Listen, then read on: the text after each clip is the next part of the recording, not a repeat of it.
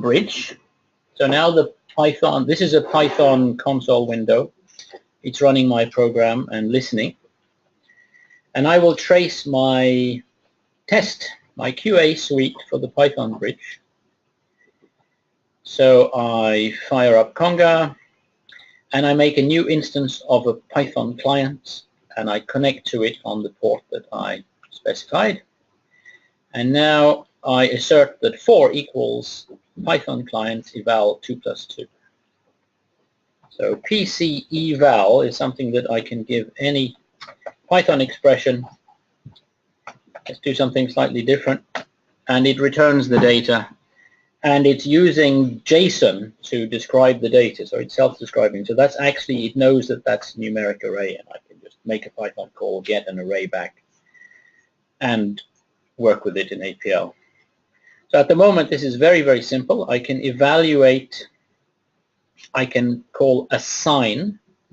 So I assign to the variable ABC and then an APL array. It has to be an APL array that's representable in JSON, which means lists of lists, but no higher dimensional, no 2-dimensional or 3-dimensional objects. And no scalar characters.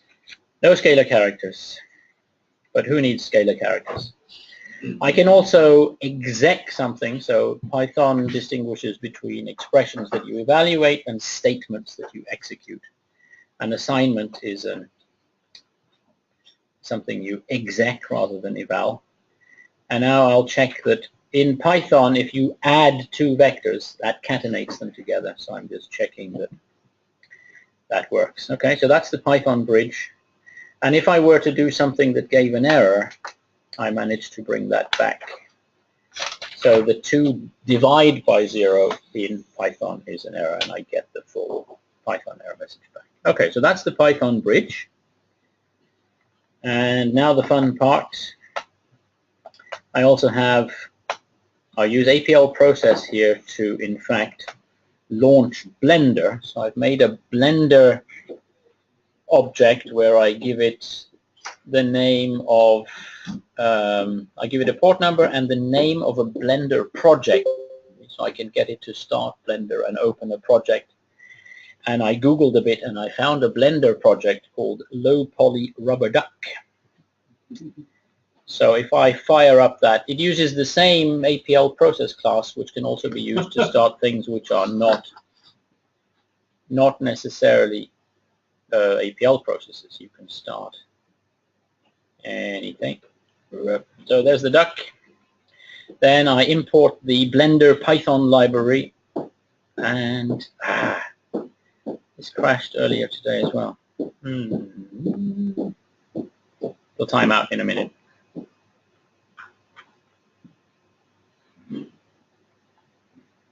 Don't know why it times out. So I've imported the Python library. I execute a bit of a Python which says get me the Blender Python data objects with the name Ducky. And now I can do things like, what is Ducky? I can ask for the dir of Ducky in Python, which is quadnl in Python. And look at that for a little while, and you find there's an interesting property called rotation underbar Euler. And if I set the third item, index origin 0, keep an eye on the duck. Watch the duck carefully. It moves. And then I can say for I in iota 5, so do this 5 times, do an assign of ducky rotation Euler 2 to 100th time of iota 656. What's that going to do? Spin the ducky. Whoa, isn't that cute? So I was thinking, as an alternative to using poly objects, you could you can create in Blender the images and then let it do the hard stuff. It's doing shading and everything. You know, people have put millions of man hours into that. So that's that. We're still 5 minutes ahead of schedule. And when I do an off, the destructors fire and it goes away. But there were two of them. The first one crashed. So. No, one of the ducks was still there. One got out. Right. So that was the original killer duck from the very first version of Tomb Raider. Of? Tomb Raider? Ah, I don't know. I never played the original version of Tomb Raider. Or any of the subsequent versions.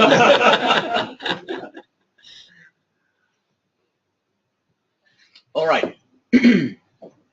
So, how many people have been to a Futures and Isolate workshop before? It's less than half.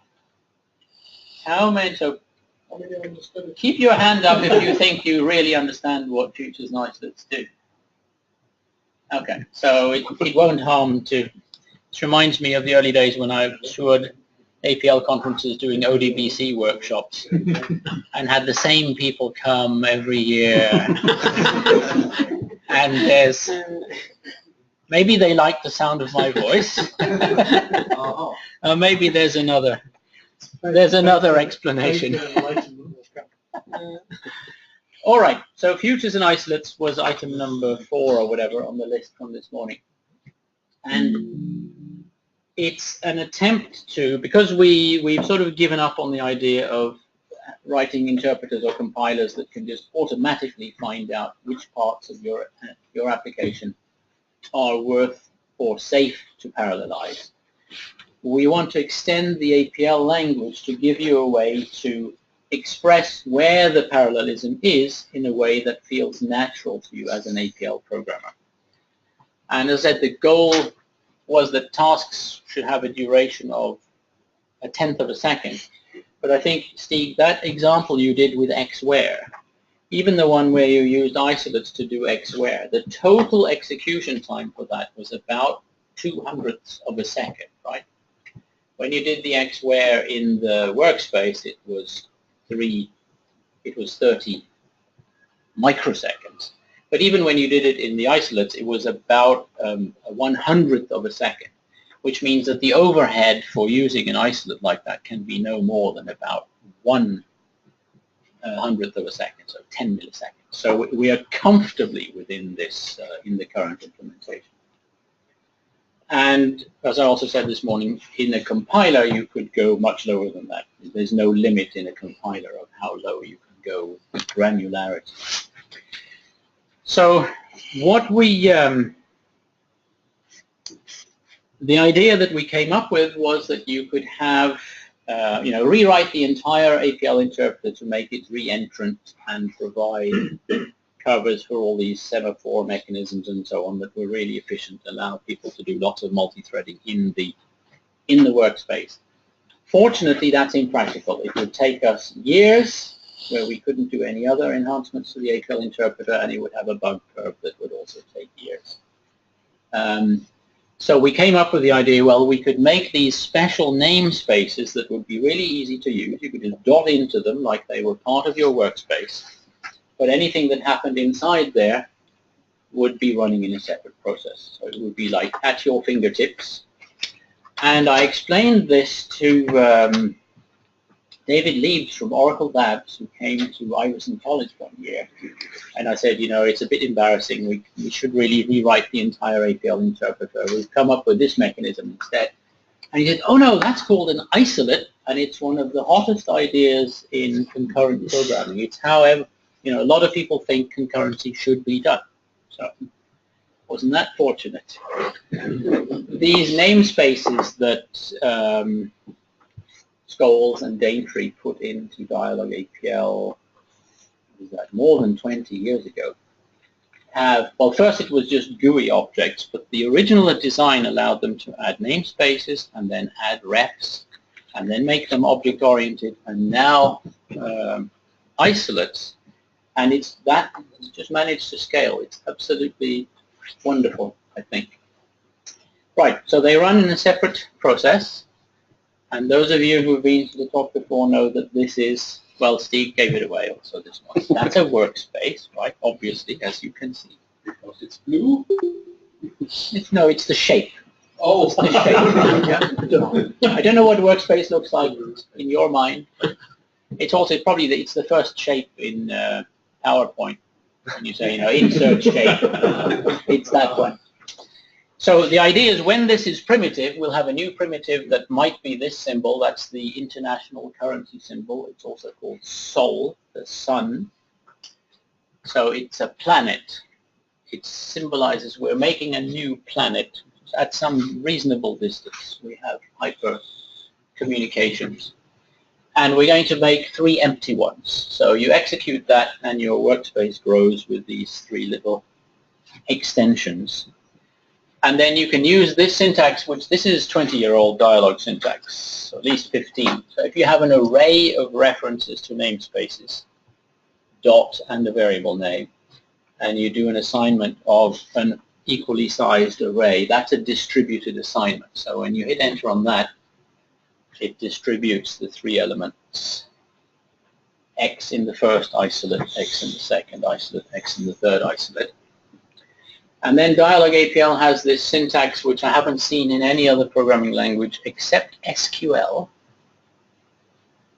where when you, in SQL, when you make an expression like this, it also refers to all the records in the entire data set. It executes an expression on every item. So if you follow the dot with a parentheses and an expression, it's going to execute that expression again within the context of each one of these spaces. So this is the modern way to write. Well, actually, this is the not completely modern way to write the average, because that would be using train. But this uses tally at least. When you hit enter on that, it executes those 3 expressions actually in parallel if the machine has enough cores and they are not busy. So that's it, really. I mean, that's the idea. Okay, thank you. The basic idea. There's a little bit more. So, of course, you know, APL programmers are supposedly people who selected APL because they didn't want to know how the machine works and they wanted to work at a very high level. But if you do a presentation like this, they can't think about it until they understand how it works. At least some of them. So here's the explanation.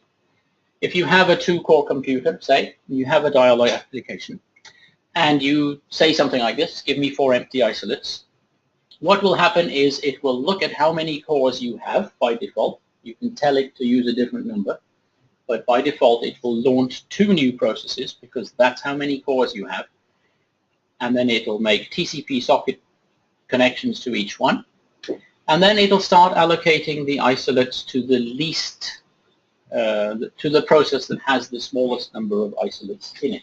Sorry, what the processes? These are regular Dyalog APL interpreter processes. You can configure whether they are runtimes or development environments.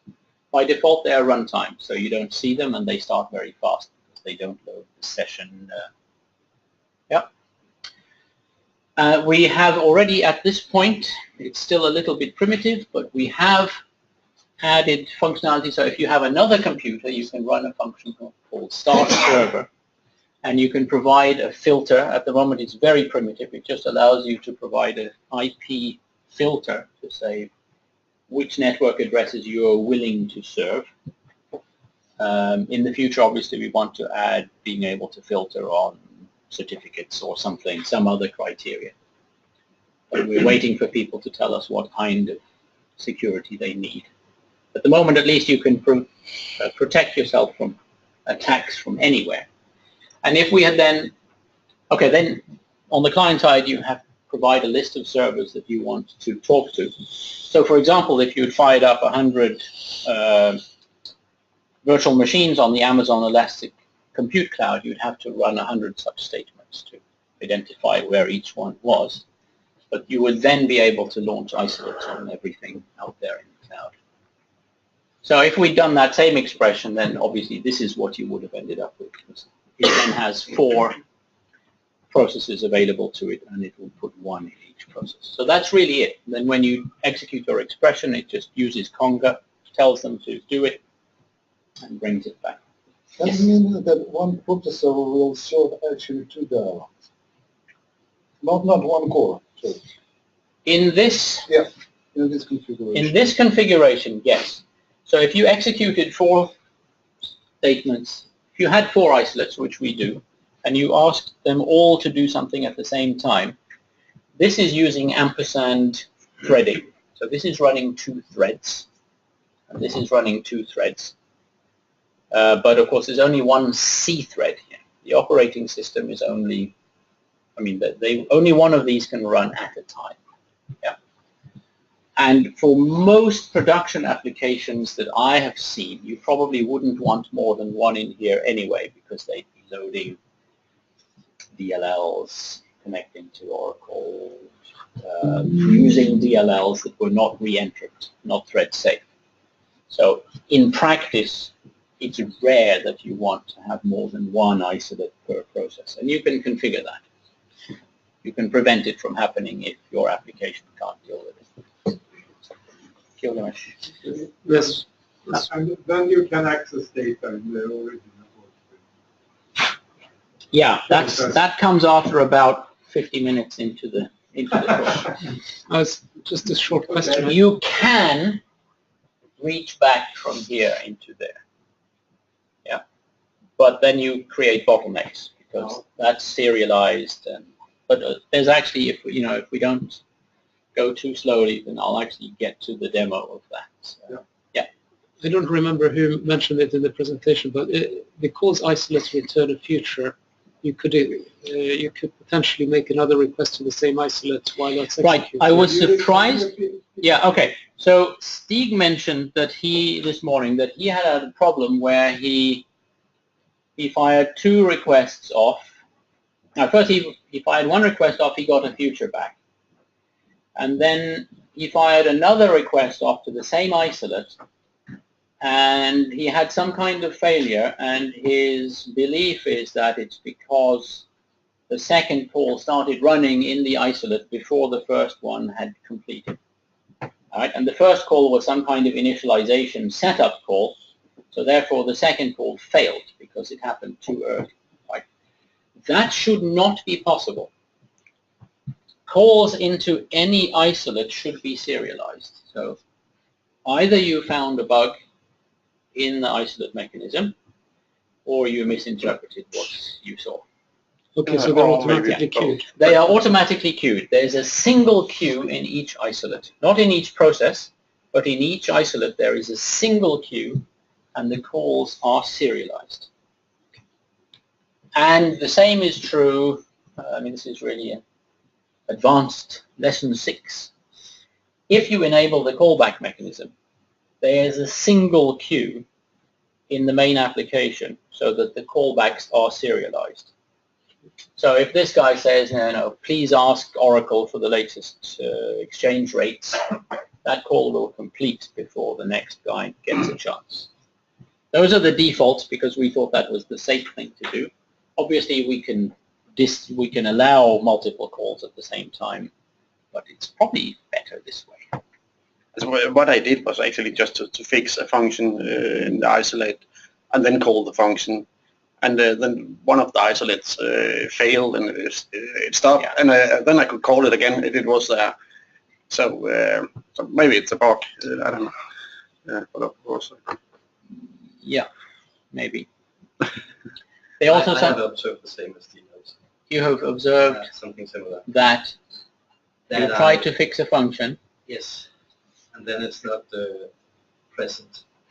Call it immediately. Okay, either is a bug or there's some other explanation. Or there's a user bug. That's one of my demos, but of course the timing might be timing dependent. Now, there is actually more to this. The result of an expression executed in an isolate is a future, and you get it back immediately. So when we did the isolate stop, compute the average, we immediately got 3 futures back. And those futures are then, you've got a 3-element array of futures. And futures can be, an array of futures can be passed, or a future can be passed as arguments to functions, They can be subject to structural functions, so you could reshape them, partition them, enclose them, whatever. It's only when you reach a primitive function that needs to know the value that APL will automatically block. So the mechanism of creating the processes and communicating with them with Conga is currently modeled in APL. But the futures are actually in the interpreter, because it's at the primitive level that the interpreter will block in the middle of domino or whatever and say, oh, I need to know the value. It hasn't arrived yet. Well, I'm going to wait.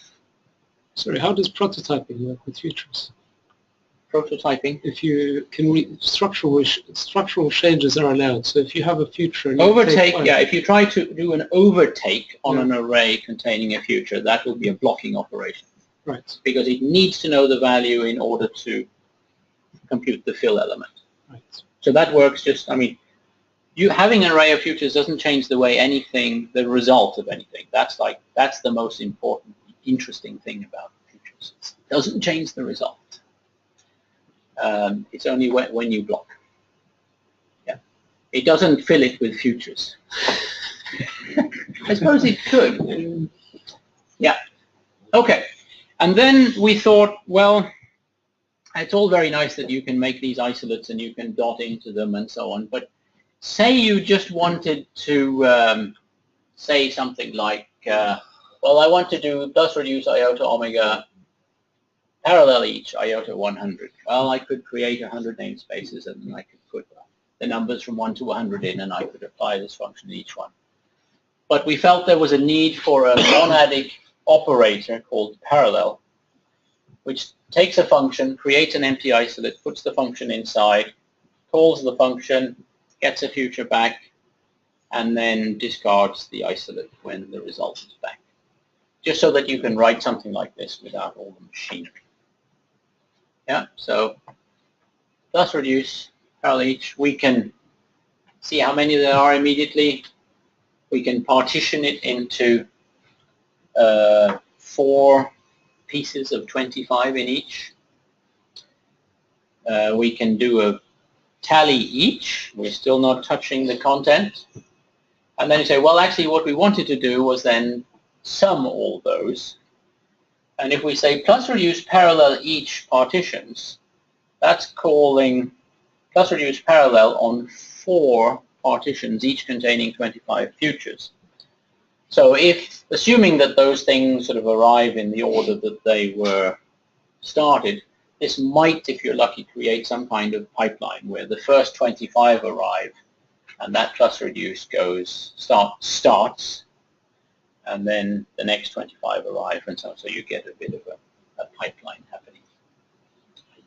And we have, by just inserting these 2 symbols, we've said that we can use up to 105 processes, parallel threads to compute the end result. Right, 100 here, 4 will be launched here, plus reduce each on 4 elements, and then the main thread collecting the result. Did you say this operator starts a single isolate, or 1 per argument? It creates an parallel creates a single isolate. Parallel each is applied 100 times. Right? This is standard operator syntax. Right, so you end up with 100 parallel isolates. each. You end up with 100 isolates. I wouldn't do this. Don't do this. Right? Just check. If you had 4 processes, you'll create 25 isolates in each. You'll have 25 threads running. Each one doing this. It will run very much slower than if you didn't use the parallel. I know I used the Peach experimental tools, which seems to cleverly partition things. In version 15, we're going to put an extra user-defined operator into the isolate workspace, which is the equivalent of the old Peach in many ways. So you tell it, I've got these 4 isolates. Please do parallel each on 100 things. And it will start the first 4, and then as each result comes back, it will say, okay, now do this, and keep the processes busy all the way.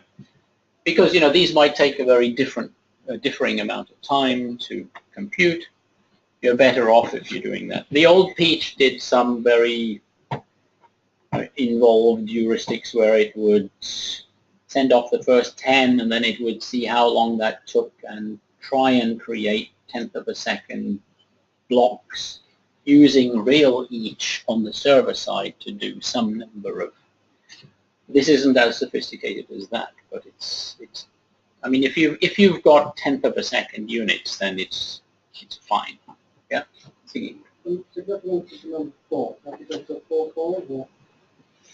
I suppose, yeah, because that's the typical. Well, and the number 4 here is because we did the 100 reshape 25 take 1 enclose. Sorry, yeah, the 4 has nothing to do with the number of cores, but it does anyway because that's what I was thinking when I wrote this. Right? So I've got 100 futures that came out here. Tally sums 100. 100 reshape 25 take 1, so that's 1 24 zeros, 1 24 zeros. Partitioned enclose here creates partitions is a 4-element vector where the tally each is 25 25 25 25. Right, so I took my 100 futures and I broke them up into 4 groups of 25. The first question is, how much of the architecture of the machine that you're running processing do you need to know in order to make this efficient?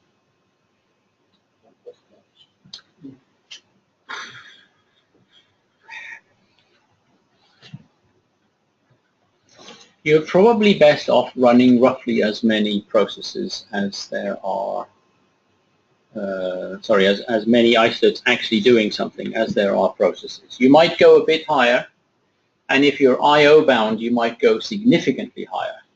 Right? If each one is really spending 90% of its time waiting for HTTP requests data to arrive, then you might run significantly more because most of them are spending their time waiting on TCP data to arrive.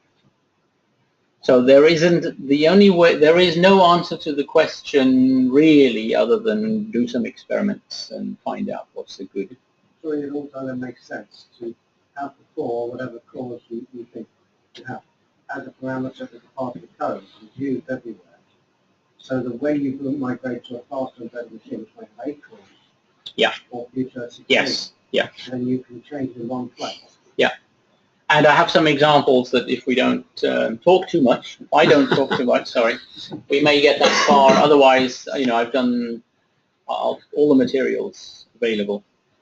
The parallel each operator allows you to create, say, a vector of isolates, populate them with whatever utility functions your application needs, and then you can just apply any size array to it, and it will keep them all busy.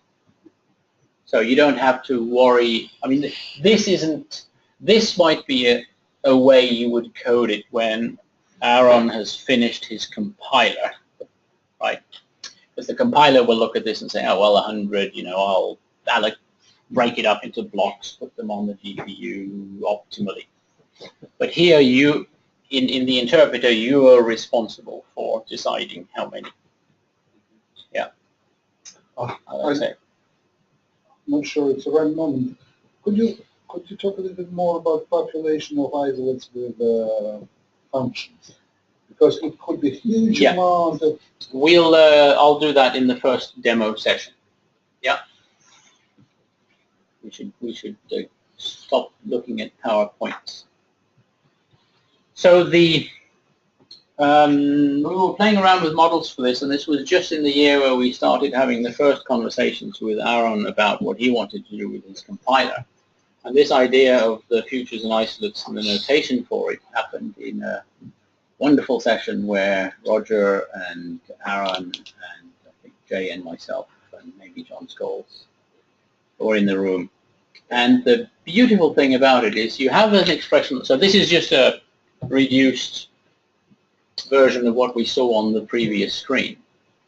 And whether you add these or take them out, yeah, has no impact. It's guaranteed not to change the end result. Right? It is merely an indication that it may be worthwhile going off and doing stuff in parallel here. Of course, that's not necessarily true That's only true if your functions have no side effects. And there's the other thing that Gil was talking a bit about. They have no errors, right? So as long as you have pure functions that run through, you're fine. If you have any errors, then, well, it's harder to figure out what happened in a system like this, obviously, than when it's all running sequentially. And there's the problem with, that we'll see in the demo, that if you do something like this, which returns futures, and you never compute the end result, right? You just assign it to a variable that you're going to throw away because you're not actually interested in the results, then some of these calls may have failed, and you will never know about it, because the error isn't signaled to the user until the block and the request, the materialization requirement. If you don't use the result and some of that code failed, it's like, you know, that philosophical question about when the tree falls in the forest and there's no one there to hear it. Yes. In fact, there's an idea for a Schrödinger operator that comes out of this, where you instead of saying parallel, you say Schrödinger, and you then get an array of sorry? Cats. No, you get an array. You could say cats gets deal to Schrödinger and some argument. And then it doesn't actually compute the result until, if you refer to cats index 7, then it goes off and does it, right? So it's a, like a declared lazy evaluation operator. Is that what they call generators? Sorry? Is that what they call generators? Similar to? Maybe. I'm not up on the terminology. Could be. So it's exactly the same as this, except that the execution doesn't begin until the reference. And if you never reference cat number 8, it's never computed. This is not an April Fool's joke, is it? Sorry? No, this is not an April Fool's joke. Just checking. No. The Schrödinger operator makes really good sense. Morten, there is a contradiction in that. Because if I compute data on, let's say, 10 computers. Yeah. Okay.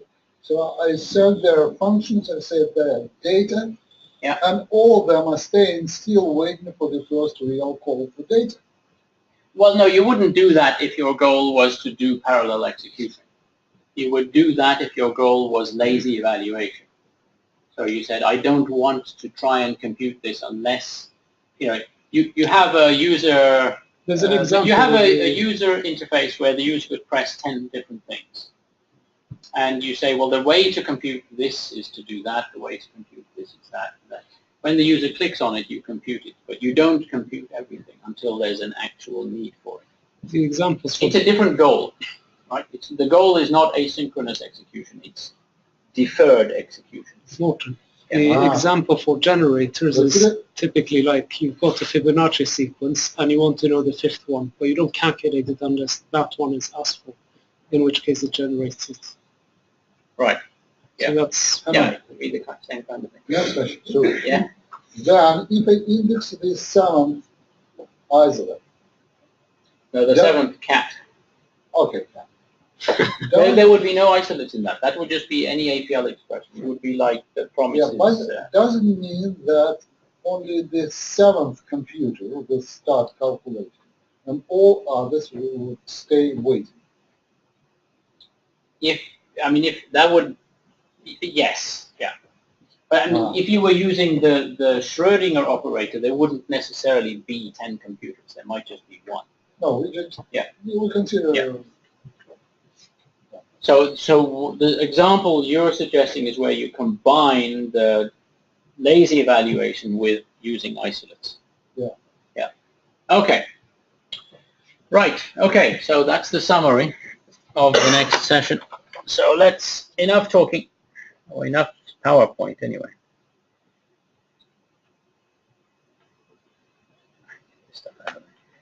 Bigger.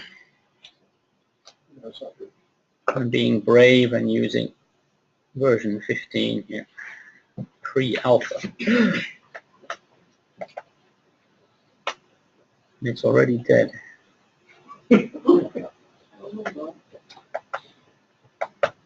Now my keyboard is broken. What's going on here? Okay, so let's start a namespace first. I often do this presentation where there's a large number of non-dialogue people, so they're not familiar with this notation. So, I mean, you've seen this before, most of you. When you have a namespace in Dyalog APL, you can dot into it, and you can execute expressions, and you can have more complicated things. So an isolate, so I'm getting a little bit of my own back on my 7-bit ASCII friends here. I decided to use this symbol in the model, which is available on my keyboard, as the model for the sol, which Dyalog APL allows you to use as a user-defined name. If you don't like that, you can just refer to this as isolate.new instead of the symbol.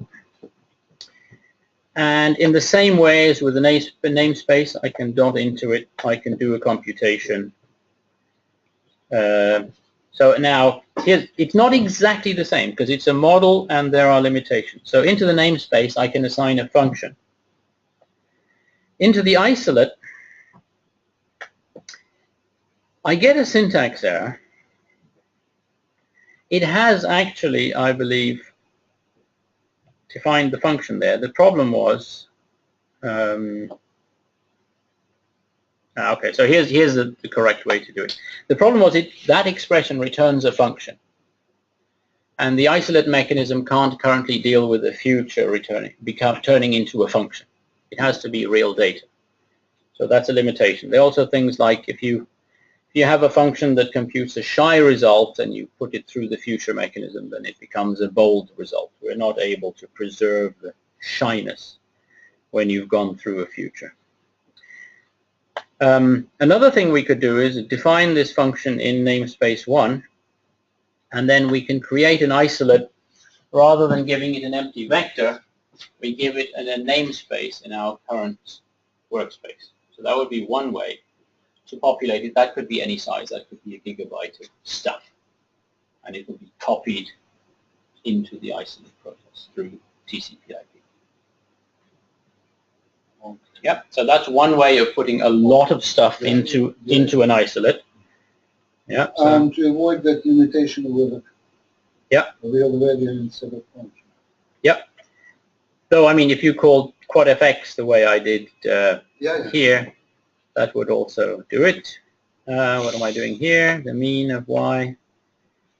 Okay, so another way of initializing an isolate is by giving it a list of names. So make a new isolate and just give it a vector of names of things. So y and mean. And now you have an isolate in which you can refer to both mean and y. And finally, if you pass it a simple string, it assumes that's a workspace name, right? So I got hold of the name of the defense workspace, and then I said, make me a new isolate with the name of the workspace, and then I have an isolate where I can refer to a function from the defense workspace. Okay, so now let's make an array of isolates. And if there are a lot of expression? It copies it. It's a quad CY. It's not a load. As the isolate process is a normal process, it creates a namespace for each isolate, and then it copies stuff into it. So here's 3 copies of that same namespace, which I think at least had average in it. Yeah. So now x is 1, 2, 3. It was copied into all 3. So imagine we had a big, array with all our data, our big data, and we wanted to distribute it. Well, split. We'll take the matrix, split it into 3 pieces. So we can just write. Oops, something funny going on here. Yeah, I can just say iss.x gets split data, and that puts each row of the matrix into separate isolate. Yeah. So if I now say ISS isolates.x, I have cut the array up, and now I can add one to them all in parallel. Right? That all happened in parallel. I could also write this. So here's a quiz to see if you're all awake. What is the difference between this and this? What's the fundamentally important difference between? Addition in the second one is being done in the main process. Yeah. This one goes up to the isolates and gets the value of x, all three values of x, and adds one here. And this one adds the value of x in parallel and brings the results back. Exactly. Well done. And we can use our average function. And so far we've always been outputting the results to the session, but if we delay 12 seconds and assign that to the variable 12, that completes immediately, and then our application could go and do some other important stuff, and then when it needed the value of 12 it could refer to it, and if you were paying attention, it's now 12 seconds since I typed that up there. To believe me. Probably close anyway. Right, so let's get rid of all that. So that was session number 1. And the summary, yep, you can initialize them with either it can be empty or names or a namespace reference to be cloned or a workspace name. Maybe we need other arguments to clone, your credit card name, your number, and so on, and we'll spin up Amazon cloud instance in which to host it, and so on. So there's lots of arguments you could think of for isolate.new. Morten? Yeah. And now a question about the data, moving data. Yeah. If you have 1 megabyte variable in your main workspace, what about the overhead? Well, I give it to Björn. Björn gives it back to me a little bit later. It's what's the overhead? Well, How long does it take? Let's do it again. Where are we? Where did we make the 3? There. Yeah. Okay. So data gets deal 3 1E6 row 1E5. 0.1 times. Yeah.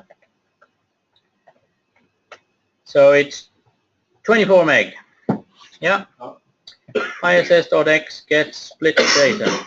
Start. Have you got your watch ready? I don't know. No. Yeah, but is it the same? Yeah. That didn't take a very long time. No, but how long did it take actually? How long did it take? I don't know what's with my watch. Yeah, but if inside the same machine, but if you use Amazon services, it could be. But it's network speed. Yeah, it's network speed. Yeah. Maybe we can convince Björn to compress it. Right? Conga can compress data. But I mean, this is the reason why when I talked about the sharding. It would not be that fast. What? And it would not be that fast if I had to compress it on the same machine. No, on the same machine. If you're sending on a slow connection, yeah, it would make sense for you to compress it. But this is why, say you wanted to do a sharded database system with a gigabyte of data in it. You should create the files, the shards should run on separate machines, and the data should reside there permanently. I mean, that's the real design issue when you're making these asynchronous systems, I think, is getting the data into the right place. Yeah. You can't be sending gigabytes of data backwards and forwards. Megabyte, I mean, this was what, 24 megabytes today, that's nothing.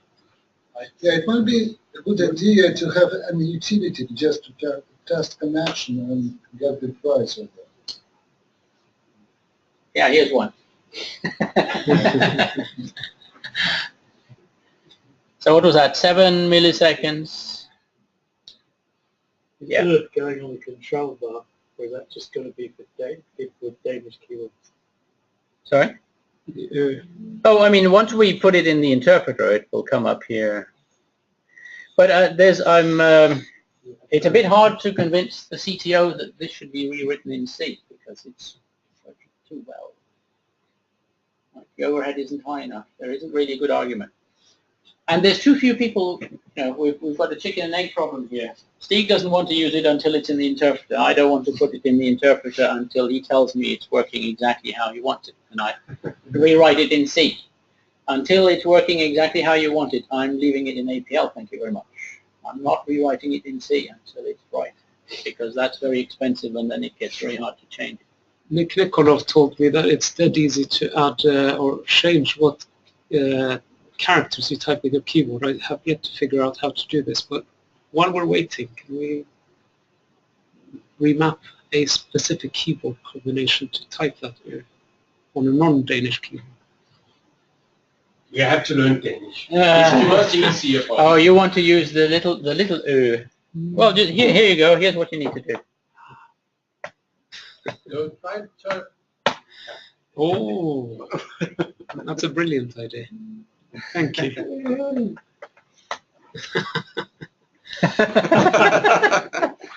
Problem solved. Anything else? Right. Let's do the next. Let's do the next demo.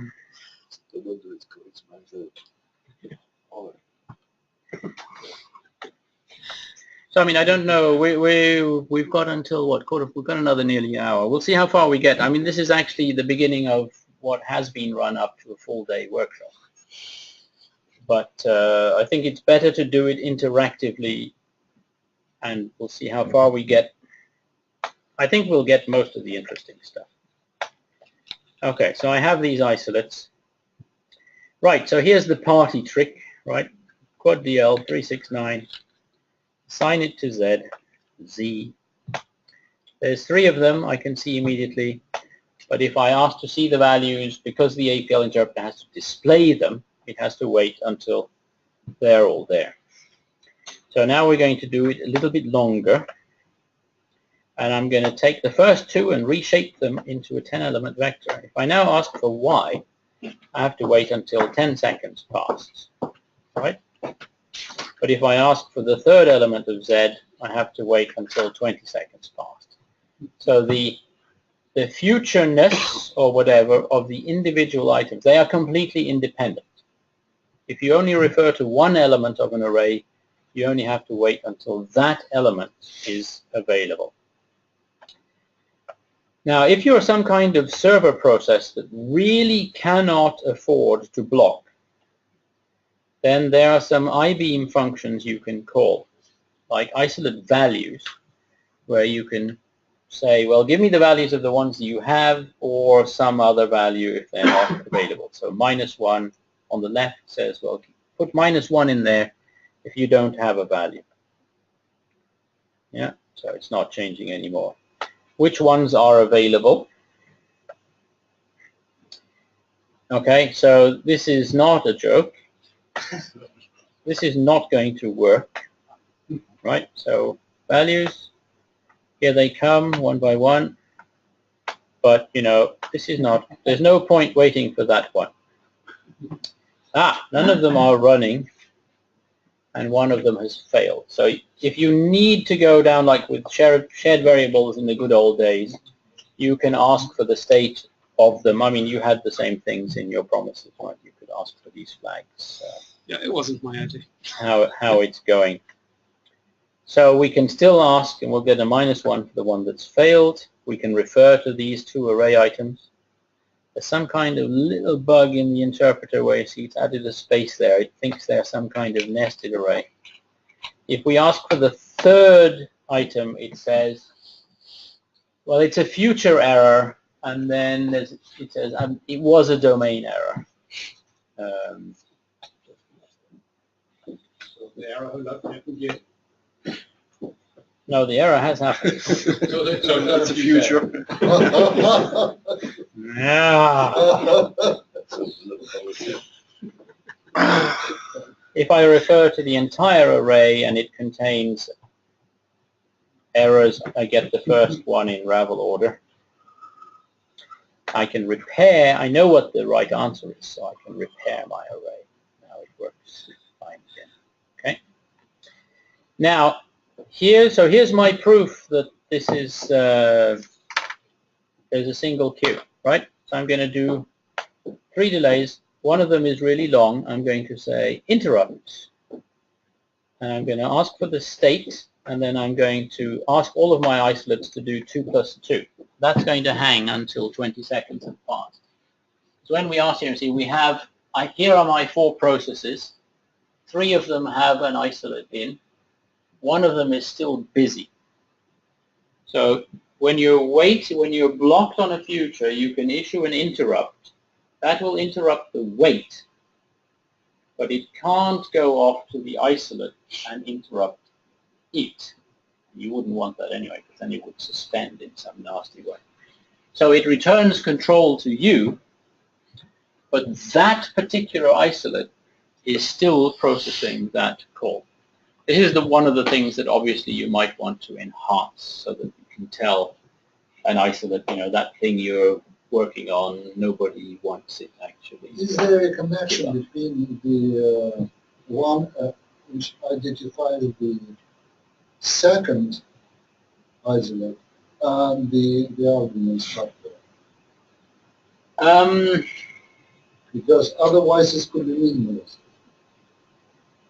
Well, I mean, this is really internal information that you don't need to know. This is like looking at a hex dump of a... You don't need to know which isolate, which processor is working on a particular isolate. It's really if something went terribly wrong and you needed to debug it. It's debugging information. I'm a little bit surprised that it wasn't this one. I would have thought it was this one because they were created. I think they get basically created in sequential order. But I used the isolates. I created a whole bunch of isolates. They may have been cycling through, and then I erased some. So maybe this is the third one somehow at the time when they were created. Actually, you made 3 of those, and here you have 4 lines. Well, by default, when you use the first isolate, the system says, how many processes are there? I'm going to create 4 processes. So it creates 4 processes. And here we can see how many isolates are hosted in each one. And here we can see how many of them are busy. And that should now, of course, be 0, right? It finished the delay 20. It finished the 2 + 2. Yeah. Morten, can I check my understanding of something? You've just scrolled off your session. So. Okay. Z element 3 is signed 9. Yep. Before you assigned that, that element was a future, which it was a failed future. Failed future. Yeah. Okay. A failed future could have been a still processing future. Yes. Yep. And then in that case, the same as with the interrupt, the process would just have gone on working on it. The fact that we are not listening, we're not waiting anymore, is not signaled to it. It just carries on. How do you get rid of it? Yeah. How do you get rid of it? Well, you mean if it was running something that took hours and you really didn't want it anymore? Yeah. There's a nasty function called isolate.reset, which takes an argument which is about how draconiously it should go to work. Set to work. On Windows, all of these processes are started with .NET, something called System Diagnostics Process Start. So we have a handle to each process, and we can kill them dead if we want to. So it's all of them. Yeah. So it sounds like you're raising the isolate's not going to do it. No, erasing the isolate. Well, erasing the isolate will get rid of it when it's finished that computation. But it's not going to go off and kill it dead now. It will die when it's finished whatever it's currently doing. And I mean, obviously, this is a thing that it's a model. Yeah. If you tell us, I must be able to interrupt isolates that are in process we can add that. It's just, you know, I've got multiple threads running in there. I can send another conga. We can add another message and say, kill the thing. Are you going to address tracing, key binding, stuff like that? I can do that. Let's see. Let's see how we do. Yeah, Yep. because you see, if you have a process on Amazon where you pay per hour, that could be very Yeah. But I mean, you can say isolate.reset and 0 or -1 or something, and it will kill them all dead. Yeah, but you can't identify a link. Nope. Which particularly is that. Nope. You're right. We said that. Isolate.reset is one of the first functions you learned how to use. Yeah. Isolate.reset was very widely used in version 14.0 because there were some weaknesses. But 14.1 had a whole bunch of bug fixes, and most importantly, this one here. Before, there was a problem that if you were waiting for something and you hit interrupt, there was a very high likelihood that you would actually interrupt one of the threads that was waiting on Conga to come back with some data. And once you've done that, you were in a bad place. If you were me or Björn, you might be able to debug your way through restarting that, but most people wouldn't be able to because you're not familiar with the code. But in version 14.1 and later, the isolate mechanism is protected. An interrupt will skip all of those threads unless they are the only thread available to interrupt. Yeah. And errors in your application code will not suspend the isolate threads. They're protected from that. And there were various other improvements. So, yeah, we've said all that. We've said that in spades. Let's move on. 3. Okay, so parallel each. The idea is, of course, it will be this glyph, but people use parallel each a lot. And I decided it would be really nice to use this. Is this French character? I with 2 dots over it? That's like all Cyrillic character. Okay. Well, I followed by an I with 2 dots on it is the closest visually I can get to that. So parallel each is this thing. But you can also say isolate dot parallel each, if you like that better. Or assign it to... But since it's a model, sorry? Or assign it to... Or assign it not to... yeah, whatever. See? Timing is everything. In this presentation, timing really is everything. If you wait too long... Right, so now we've got... So that's interesting, right? I have my 3 isolates. I do a parallel each with 3 things. That creates another 3 isolates. So the sum here should be 6, seems to be. And 3 of them are busy. So my 3 original isolates are here, and the parallel created 1 here and another 2 there. And they were doing quad DLs.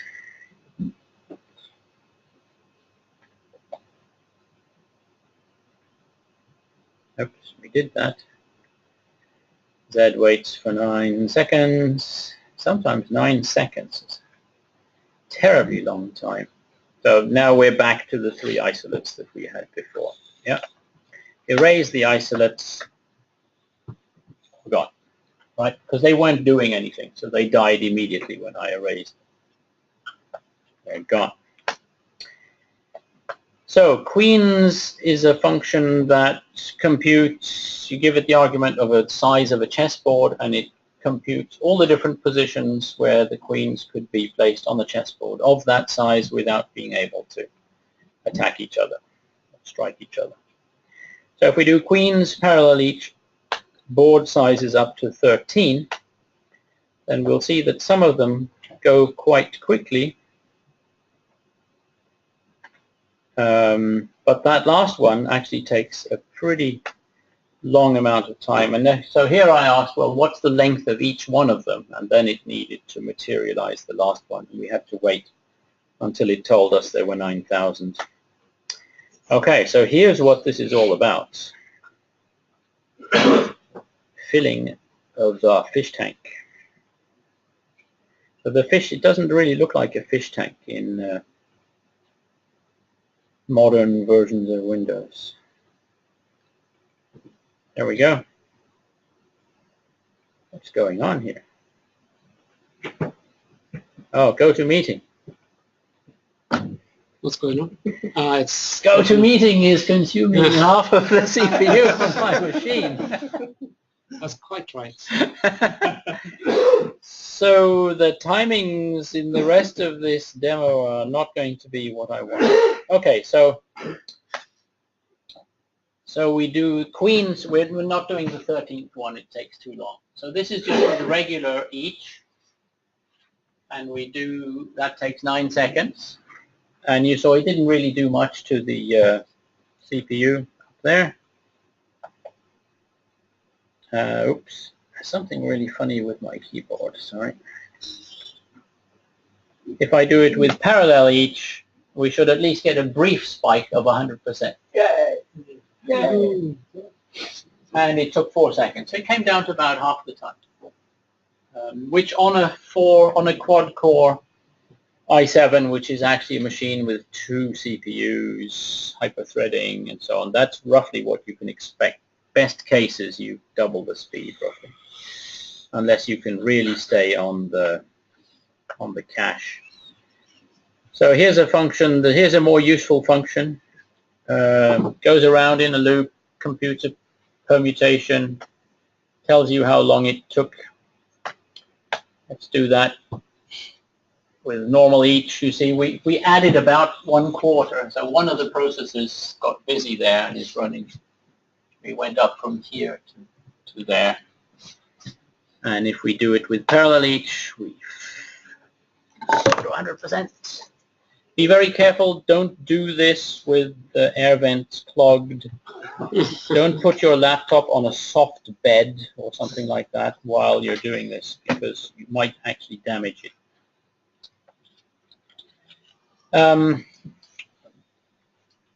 Right, so I've only been using parallel each here, but there is also just the parallel. So if we derive a function with parallel, Queen's parallel, or Queen's async, I call the function here, I get a function, this Queen's async function, which I can call,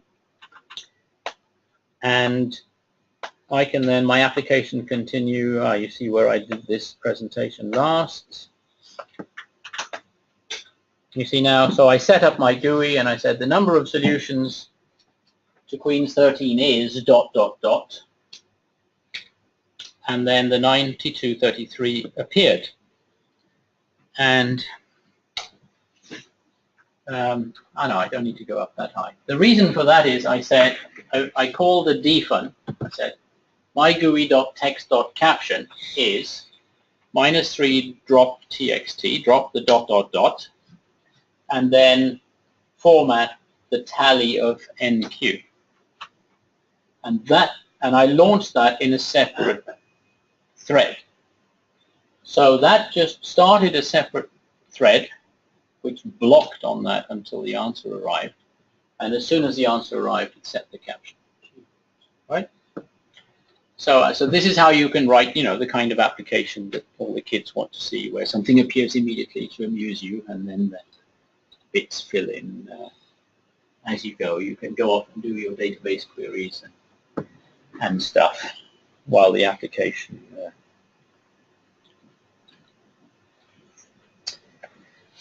right. What happened now? Done that. Oh, is this safe? So this is that expression that was up on the slide there. I'm not sure why I put that in. You see, it works. Thus reduce, parallel each. The partition of that, we ran 105 of the things, and it didn't take too long. but it would probably be faster if you just said,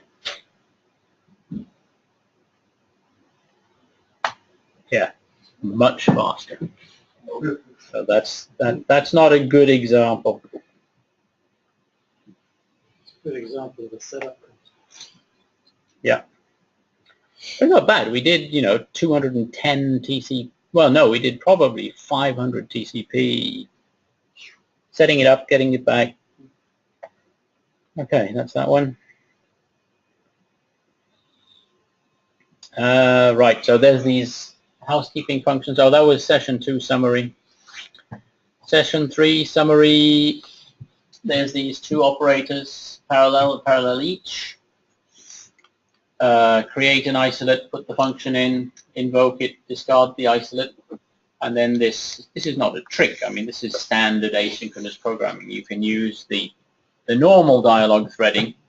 I mean, the normal dialog threading is not there in order to allow you to increase performance in any way, right? Because it doesn't do that. If anything, it slows you down. If you start using multiple threads and switching between them, your application will run a little bit more slowly because there's an overhead of thread switching. But it allows you to be more responsive, right? So if you've started some long-running thing that's going to take a minute and the user presses a button, you can then go off for a millisecond and compute the answer that they want and give it back to them while the other thing continues in the background. So it's typically something you would use in a server to make sure that it's always somewhat responsive and you're not waiting for the current thing to finish. And then, of course, if you're waiting on asynchronous stuff, then that threading becomes very, very useful because you can just fire up a whole bunch of stuff and then have things happen when the data arrives asynchronously.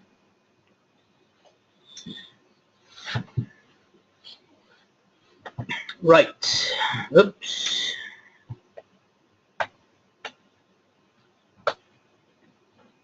Right, we need another demo.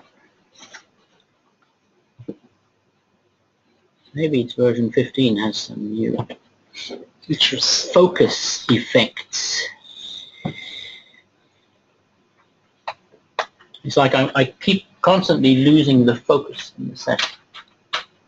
Okay, so here's the, somebody asked about this early on. So there's a number of configuration options you can set.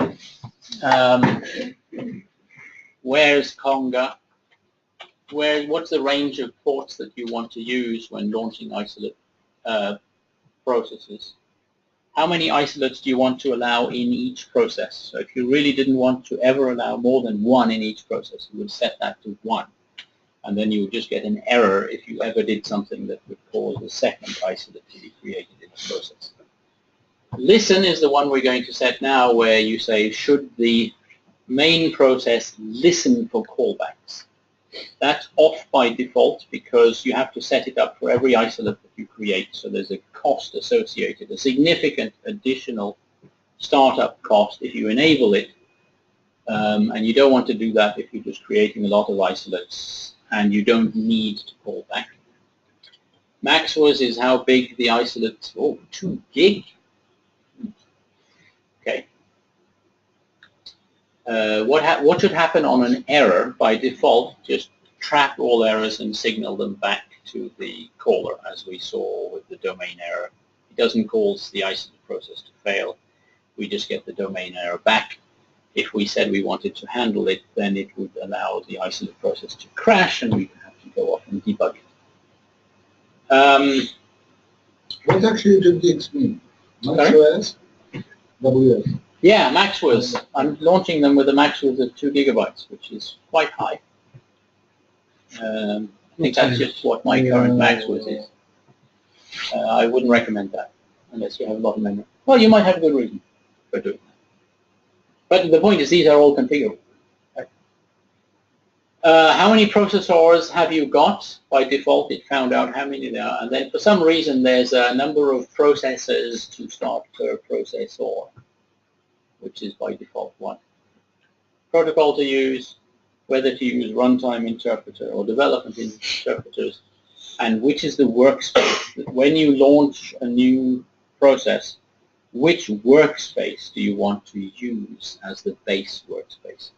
So by default, it uses the distributed workspace isolate, but you could take you could put all your application code into a workspace, and as long as it has a latent expression which handles the startup, and there's in the manual that describes exactly how to do that, then you can have each isolate start by loading your entire frame and then making isolates inside there.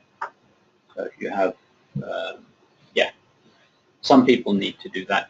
Some people use it with like bound executable, so you can take you can bind your APL workspace with an exe file, and that's your application. And then, of course, you don't want to distribute any more workspaces, so then you can use the bound executable itself to launch each process. Are you talking about nesting isolates then? If you're loading, if the initial configuration loads the isolate workspace. Well, when you start a new process, it has to have a workspace to load so that it can start listening on Conga and so on.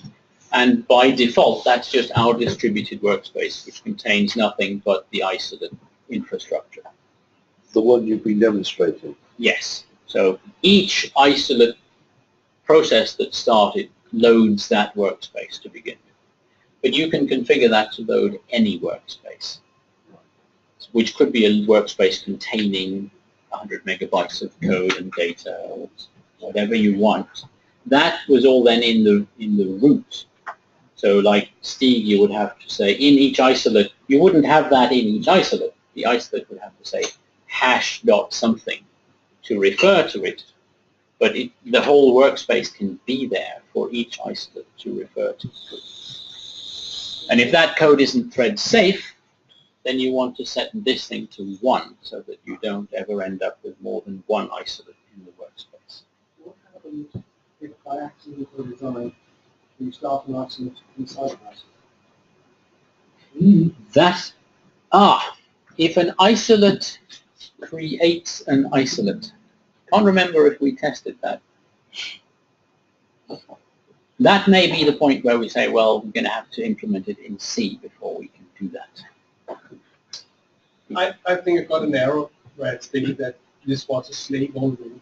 Really? Oh, wow. I was going to say, I feel so proud. We We actually checked for that. Excellent. Yeah. Yeah. I mean, that should work, right? No reason why not. I can think of reasons. I mean, it's an implementation headache, but theoretically, there's no reason why that shouldn't work. All right, so what are we going to do? We're talking about calling back, right? Listen for callbacks. And here is our global data. So we've got this piece of global data that all the isolates are going to need. And did I? No, this is not right. Excuse me. Yeah. I needed to call isolate reset. So this is the one which says, now kill everything and start again. And because I changed the fundamental parameter to get them all to listen, I have to shut the whole mechanism down and start again. So here's my global data. And so here I'm saying, with parallel each,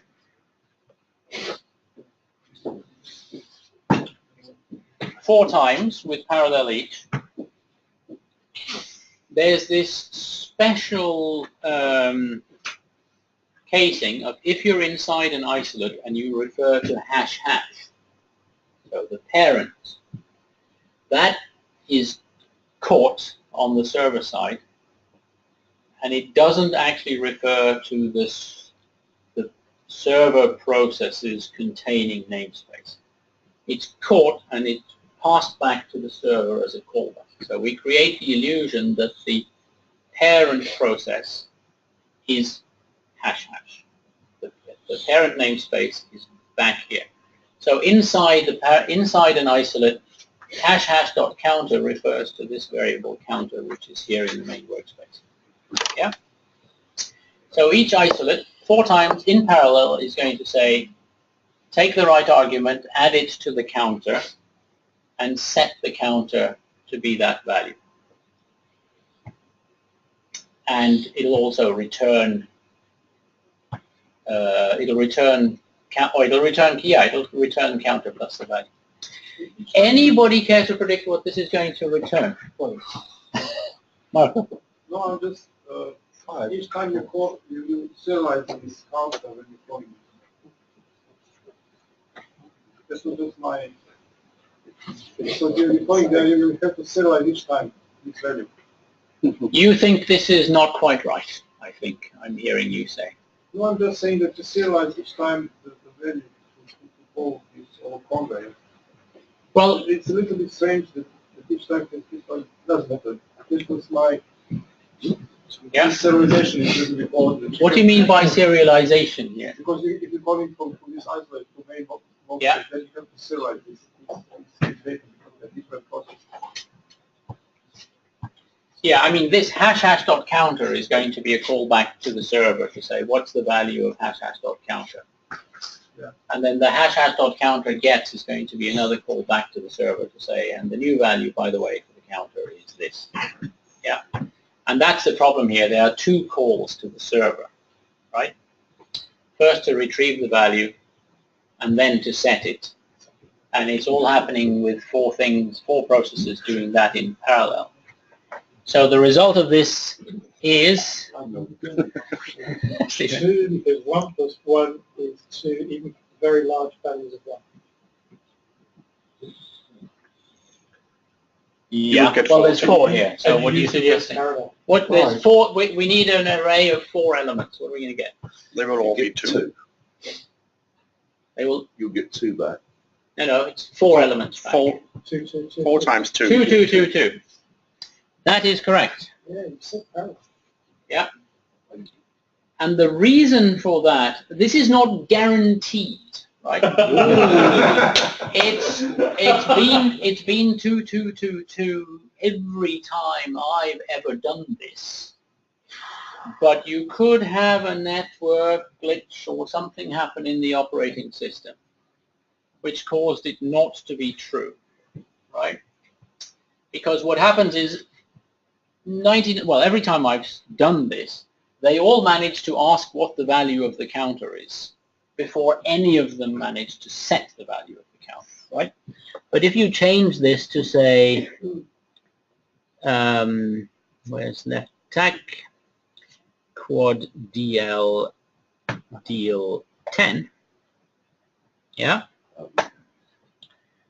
Then they're all going to delay for a random amount of time.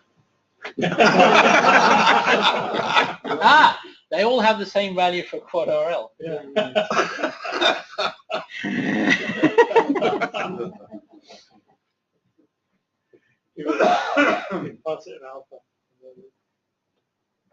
Did you know that in recent versions of Dyalog APL you can do this?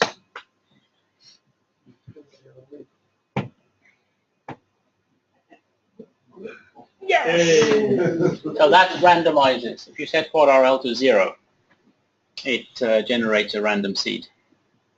You don't have to do all that funky stuff with plus reduce quad CS and the 13 residue of... No, that's the whole point. Yeah. Okay, so counter ended up, well, it should have been 2. Okay, so what's the solution to this?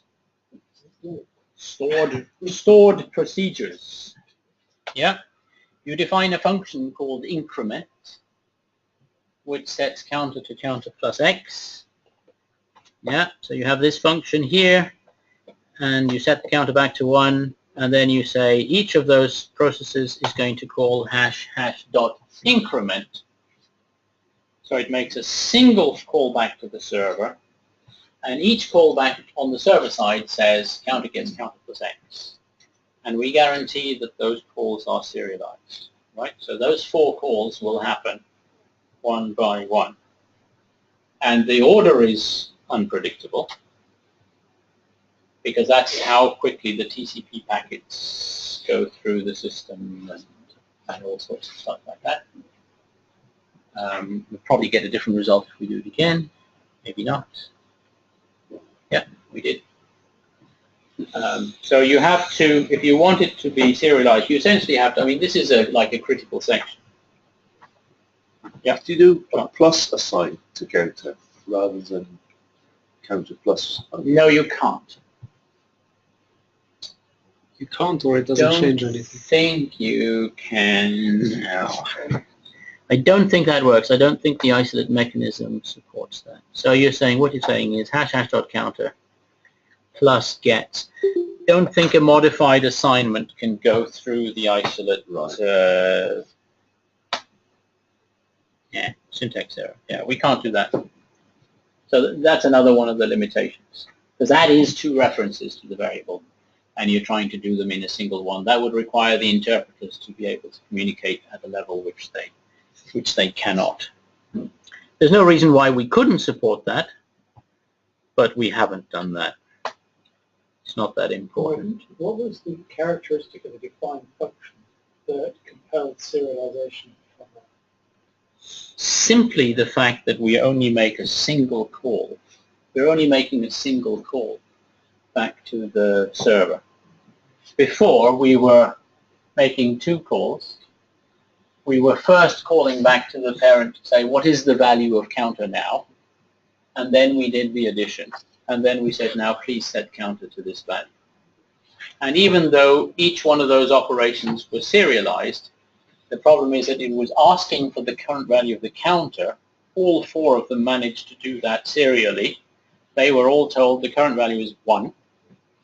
Whereas when we call the function calls are done one by one. Yeah, I got it. And therefore we are saved. Yeah, I mean, concurrent, if you do this, I mean, this is the whole reason why isolates and functional programming and so on are a good thing.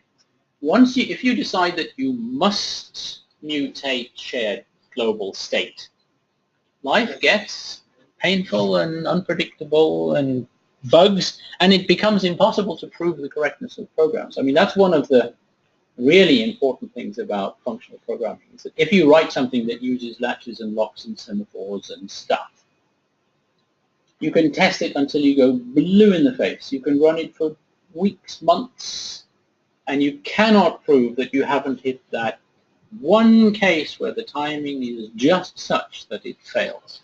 Whereas this stuff is all, if you don't use side effects, it's deterministic.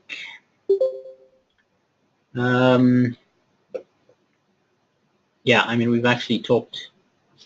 talked about all that, so let's just move on. We might actually get to do all the interesting things before 5:15.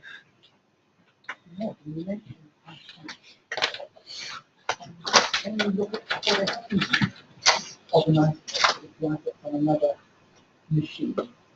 The Quad SE. Yes. Multiple Quad SEs if they're on different. Yeah, I don't think there's any. But didn't you load the isolate without the session? Oh, well, if it's running in a runtime, it'll still have a Quad SE, right? Quad SE in a runtime is very empty. Yeah, I mean, I can say quad SE dot quad NL 9 parallel each 111. Oops. 2, 3. There's nothing there. Presumably, your question generally is outside the environment of setting. Yeah. Yes. I'm going to call you. Okay. So here's a function. Here's a function with a bug. Yeah, a computational function, or with a potential bug. Potential to fail, anyway. 6 divided by 2 is 3. So now we say the reciprocal is division parallel each between these numbers, and reciprocal, well, there's an error. And see now, because it failed inside the function, we see not just that it was a domain error, but it failed on line 1 of div. But but that's, depending on what you're trying to do, that may well be what you want, right? In runtime, that's how you want it to work. Just tell you it failed. And we can see those, and we can, all of this stuff, see that it's failed. Now we can say, well, on error, debug was signal. Again, this kind of configuration change, you have to reset everything. Recycle all the processes. Sometimes that takes an unexpectedly long time. And especially if you come from a debug and reset, it's not often it cannot goes down. Yeah, so when you're in debug mode, it is going to use the development environment whether you like it or not. That may change in the next release now that we have RIDE. You can use RIDE to debug the runtime version. But until further notice, it switches to development mode. And now you see it's not returning. And down here, you can see we've got these 4 development systems that have started. And you see one of them has a rather funny caption, which says isolate domain error down here, those of you who can see it. So we know that it's this guy. You click on that, and now it's done, you know, the kind of thing that everybody's applications does. It's just stopped. So we can have a look at this. We can see we're in all kinds of horrible stuff. We can say R gets 42, branch to, well, let's go into the debugger, let's resume all threads, and come back here, and now, oops. Did you re-execute the line that crashed? Well,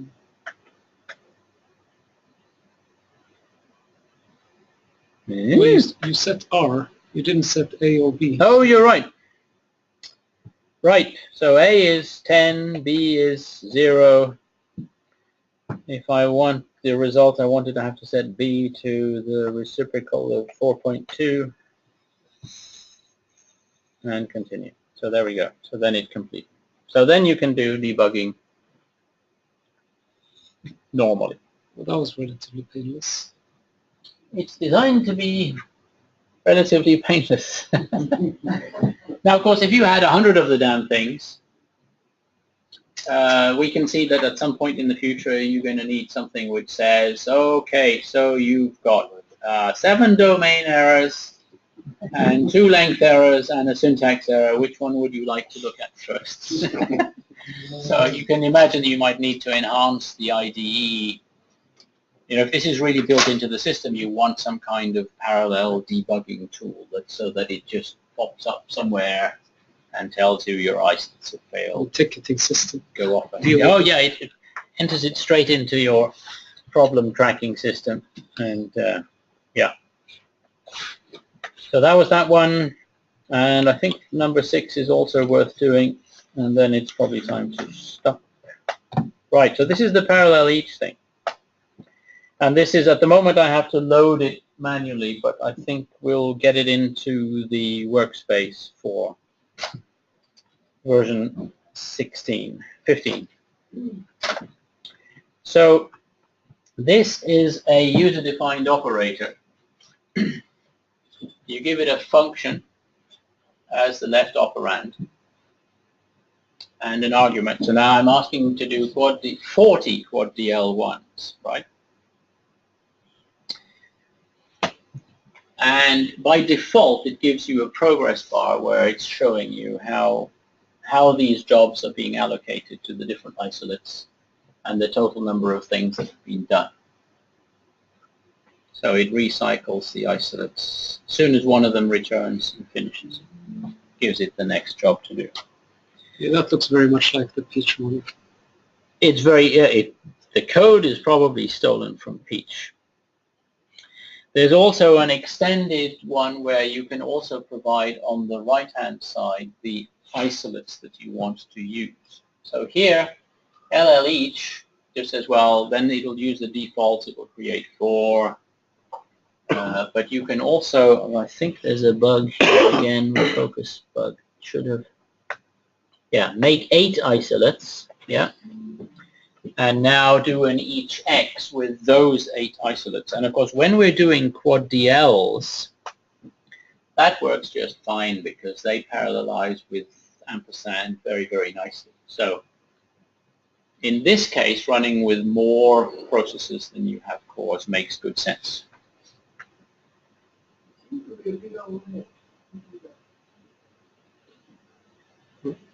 How did you determine that? I can see it takes about 4 milliseconds to 8 milliseconds to turn around the bug. And it takes between 7 and... Yes, yes, exactly. Because these are running the quad DLs using multi-threading inside each process, we can see a noticeable impact, I think, on the quad DLs. The quad DLs are taking very marginally longer because there's thread switching going on, which means that the quad DLs might get a little bit delayed before they finish. There's significant overhead. It's like it's 0 point something %. What is it like with 40 isolates? Just for the sake of testing. Right. All right. Since this is the last demo. So AI gets quad AI. Just to make 40 isolates. Quad AI, yeah, but we're going to compare, okay, right? okay. So we've got 8 at the moment, so we're going to do... So 8 of them takes, including the overhead of updating the GUI, 8 of them takes 5 seconds. 40 takes 2 seconds. Yay!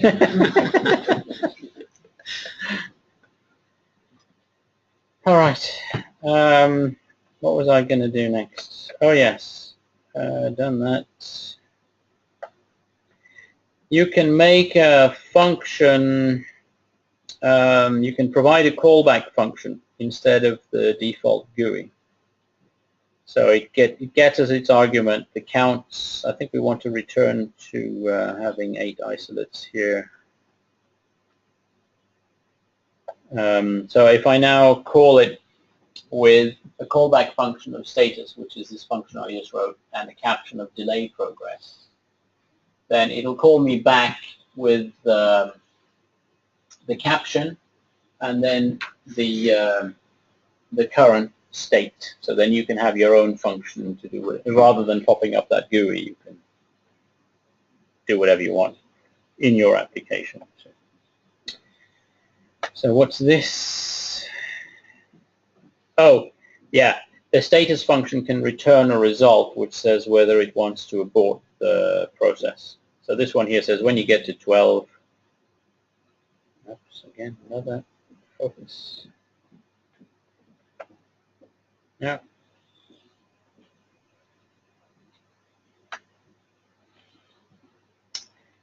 This is as far as I got in testing this afternoon.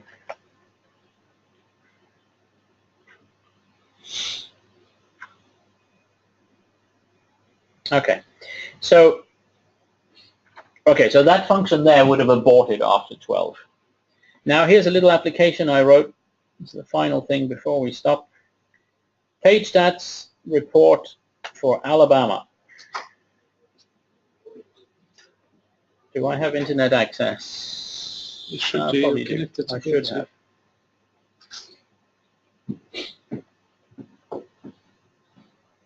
Right, so here we go. So I haven't given a left argument of the number of processes, so it's going to make as many as I have processors. It does an each number of processes row quad this. So this is a pattern that I've actually used quite a lot, is I have a namespace containing some code, and then I'll make as many copies of quad this. So it'll take this namespace I'm in, it'll replicate that. So I have all of the code for both the client and the server side in one place. So papers in state is something which goes to the US newspaper list. I hope. Otherwise the demo ends here, right? So we get this text which is from the US newspaper list, and it contains a list of all the newspapers in Alabama, and then I do some horrible hacking here, look for some text. This is screen scraping of the worst kind. And I extract the pages. So these are the newspapers, the newspaper home pages in Alabama that this site knows of. And then I say we're going to process, we're going to call count page chars, which is a function that gets the page for that place, removes a whole bunch of stuff, and then does a keyed frequency count of the letters used on the page, right? So I'm going to do that in parallel for all of the 56 major papers in Alabama. And I'm afraid the internet connection is rather slow. So this is going to, anybody know any good jokes?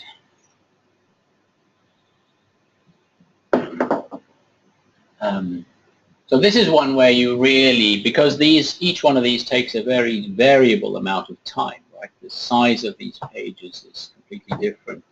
The responsiveness of their website is very different. You chose Alabama because it's the beach state, right? Yeah, I picked it because it was near the top of the list. Oh, I like my story better. And then it gets all these results, and then it sums the frequencies, and it tells us the distribution of letter usage in Alabama. Yeah, there you go, ETAOIN, etc. No big surprises. And this is one where if I give it a left argument of 16, right, it's now going to run 16 parallel processes to do this, and I hope the guys in the networking group at SimCorp are not looking very carefully at what's happening right now, because I've got 16 processes all going out on the internet reading stuff. And you see, this is going a lot faster. I'm using up much more bandwidth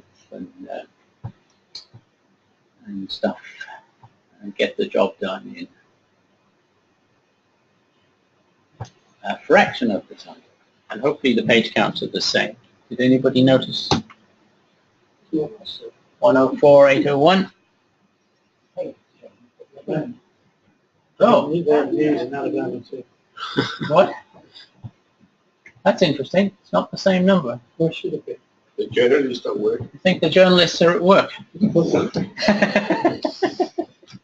All right, time's up. Let's see. Yeah, so this is the last slide.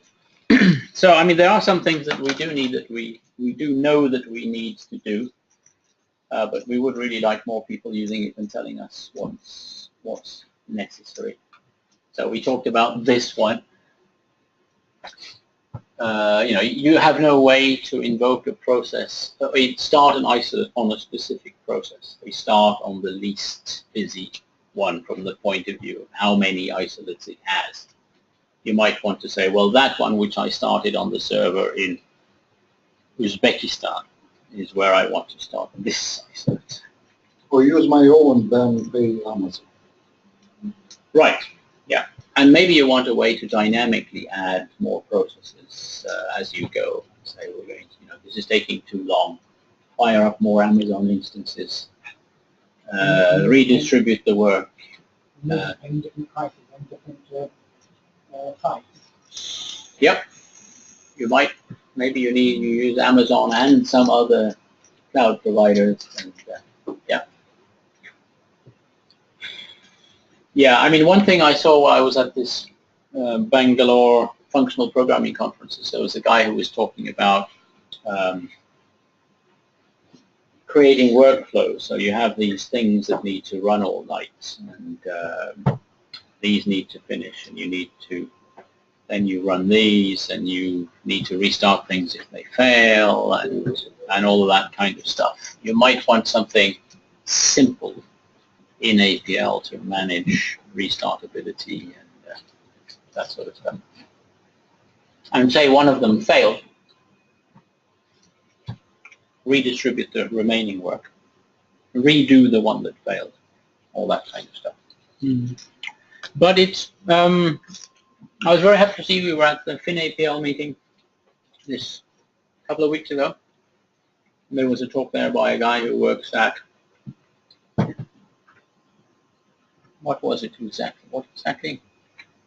Was it Ilmarinen? Anyway, he needed to do Monte Carlo simulations. Was it the state pension? Yeah. And he got a speed up of a factor of 3. I wasn't really happy with that. He had an 8-core machine, i7. He got a speed up of a factor of 3. And the reason why you don't get 8 is that you know, the contention for they're all sharing the same memory, and there are actually only 4 real processors in an 8-core machine these days. So I've had other people get factor of 5 on an 8-core machine. You know, that's your mileage will vary depending on how much you're reading and writing memory versus doing number crunching that can stay on the chip. But of course, if you use multiple machines, you can go at any speed you like. But then you use an TCP. Well, for any parallelization thing, you want to maximize the relationship between how much data you move and how much work is being done.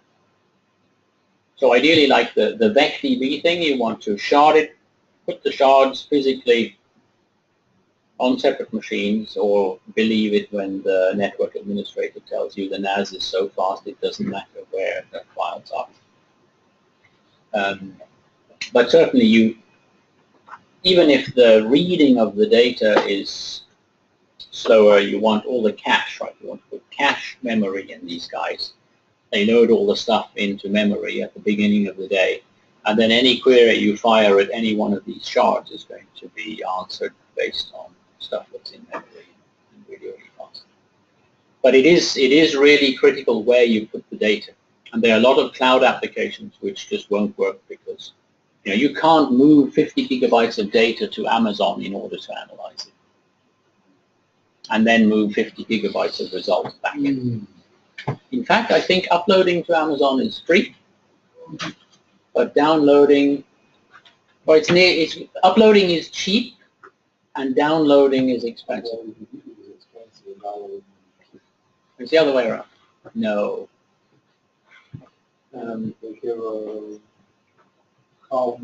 How we give number of how many sites we can upload. Ah, okay. Yeah, it was very complicated. I actually had a meeting with the guy at Amazon about a month ago.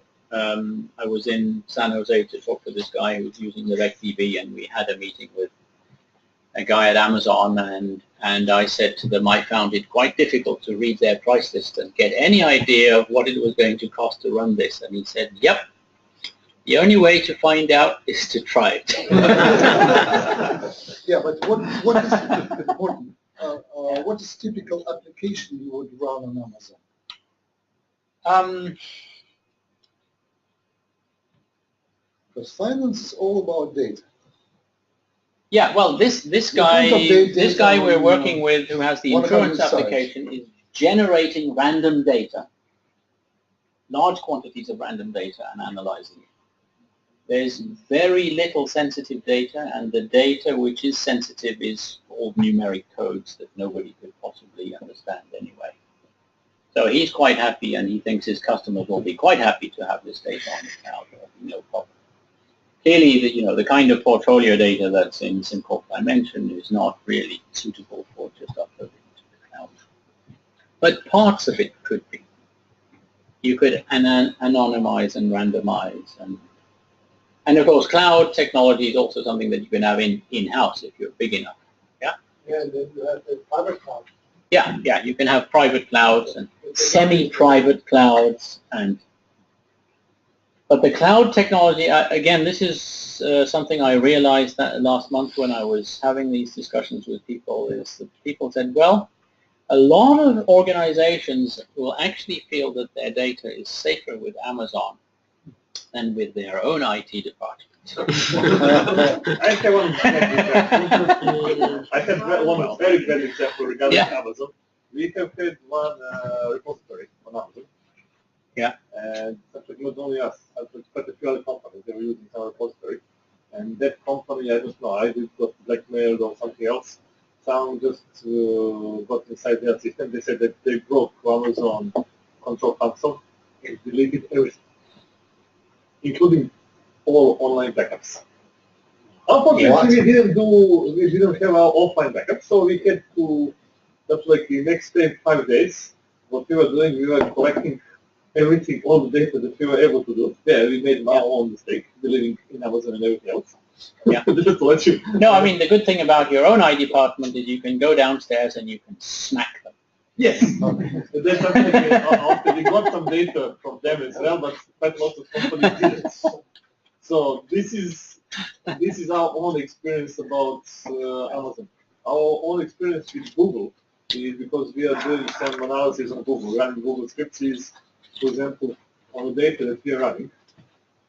Scripts are not finishing if we start them at 6 o'clock in the morning. If we start them at 12 o'clock, they finish.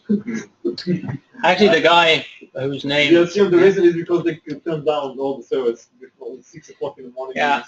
Too early for Americans. And of course, you don't know what kind of performance you're going to get on Amazon, right? Because you're sharing some real machines. And in fact, the guy I talked to, I mean, Amazon is a huge beast. This guy was actually, I think he worked for Amazon, but he was actually in many ways a customer. He was doing analytics. And he said they, at one point, they had been starting a new virtual machine, running a little benchmark.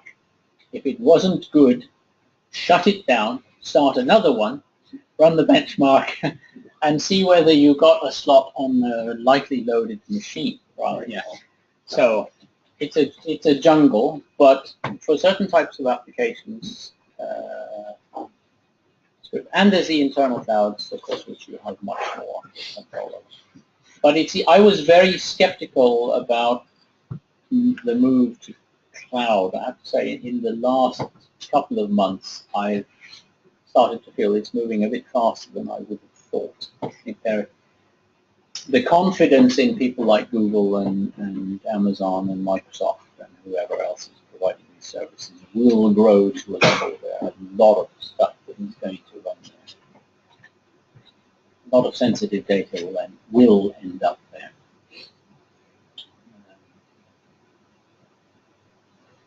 Good luck, we'll all be dead before it happens. Thank you. Well, some of us, not all of us.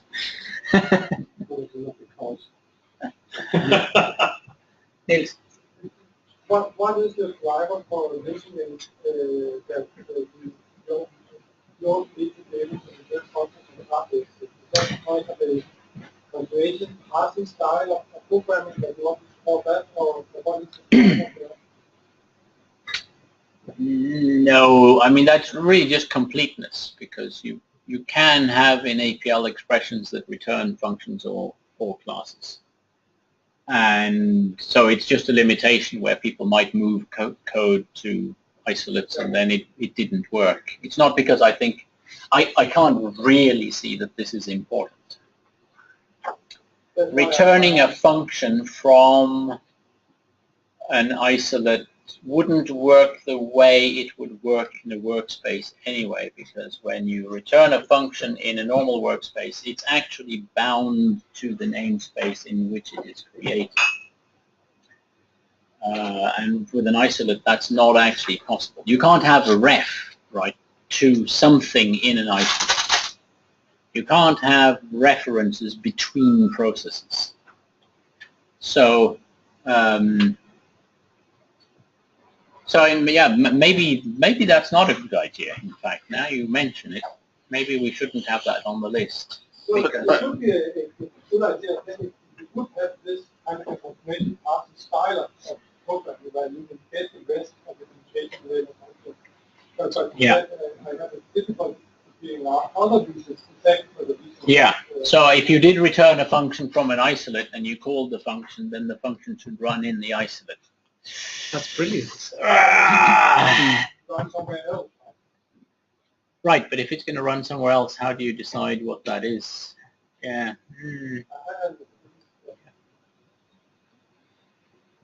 Yeah. Anyway, Is it time for a beer? I think it is. Thank you very much, Morten. Thank you. Well, that concludes today's meeting, huh? Well, except for the most important part. Right, yes, the most important part. For those of you that won't attend the dinner this evening, I just wanted to take the opportunity to thank SimCorp again for hosting this event. Yeah.